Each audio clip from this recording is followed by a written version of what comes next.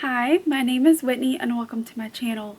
In this video, I'm going to be showing you all what to expect during a endoscopy and a colonoscopy. I just found out this morning that I'm going to be having that tomorrow morning. I was on a cancellation list and they're like, you can have it tomorrow at 8:30 a.m. So today I'm going to be doing my bowel prep. If you were just having an endoscopy, most likely you will the only prep is to don't eat or drink past 12 o'clock. But unfortunately I have to do bowel prep because they're going to be taking that scope down there. So I'm a little bit nervous for the bowel prep, but I got this. And if you were going through the same thing as I am, you've got this too. Okay, so as far as my doctor's prep, which yours may be completely different, I'm doing the Miralax Dulcolax prep.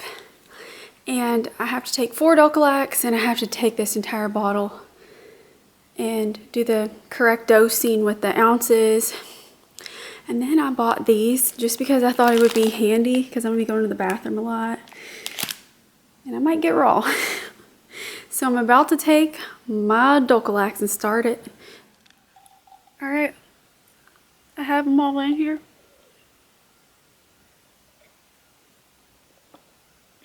It has started. Dun dun dun. I'm drinking my favorite beverage in the whole world, the Bai coconut waters. So I'm gonna drink this whole thing down. And then in 3 hours, I gotta do the big bowel prep. Good luck to you if you have to do this as well. I feel your pain. That almost got knocked over. First popsicle of the day. I have cystic fibrosis related diabetes, so I'm really closely monitoring my blood sugar today. Testing throughout the day. Drinking a sugar-free Gatorades, but adding sugar when I feel like I need it.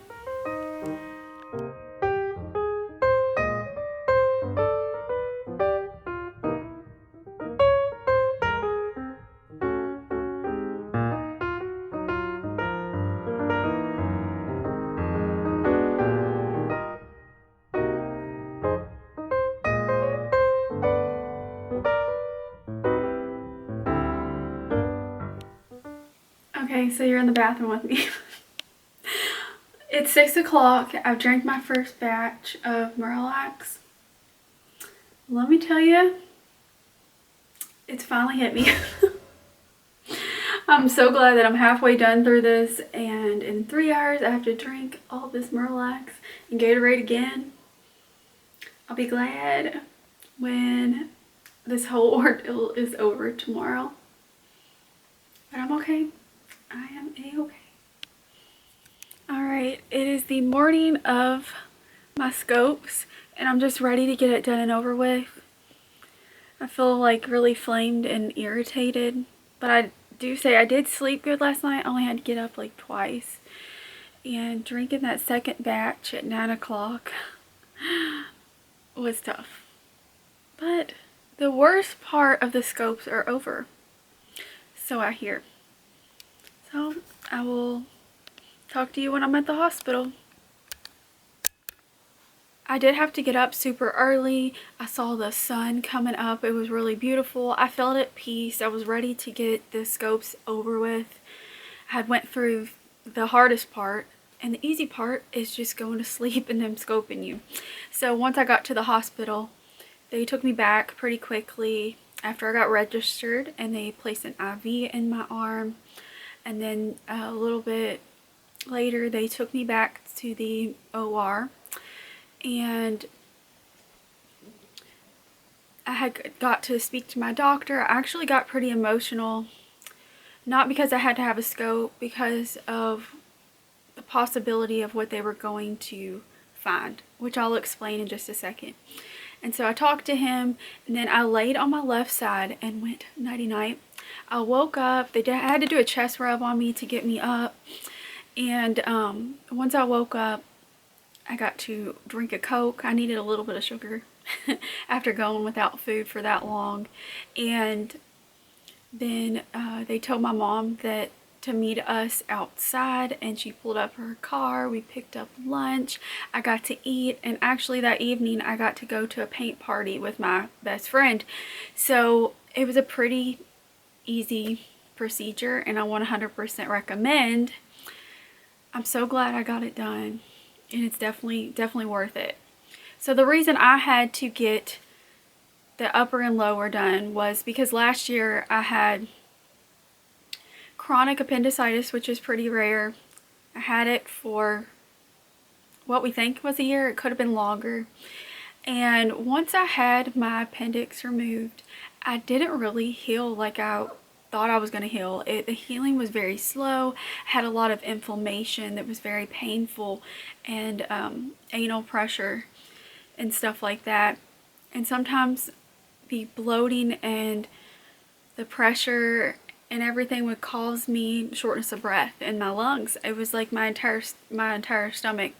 And so they sent me for an MRI enterography of my small intestine, and it did show bowel wall thickening in my ileum, which is which looked like Crohn's in the radiologist report. So to rule out Crohn's, I had to have this done. And when they told me the possibility could be Crohn's, I fell to pieces. Like, I already have so much wrong with me. I don't want another disease, you know? Even if I did end up having Crohn's, it wouldn't have been the end of the world. But just that thought process, it was very hard. So after I talked to my doctor, got emotional and everything, they did the scopes, and he did say that I did not have Crohn's. He also tested me for H. pylori and everything like that, and I did have gastritis, and he thought it was more likely that I was still healing from my surgery. And so I also started some bowel salts to help me absorb better and the excess bile that I have from not having a gallbladder and being pancreatic insufficient. And so also they removed 2 polyps, and it took about a week to get those reports back. And one of the polyps was precancerous. So I'm really glad that I did have the scope and I had these polyps removed, because when something is precancerous, it has the possibility of turning into cancer. And yeah, so I am on the mend. I'm doing so much better with my stomach. Jasper. That's who y'all are hearing.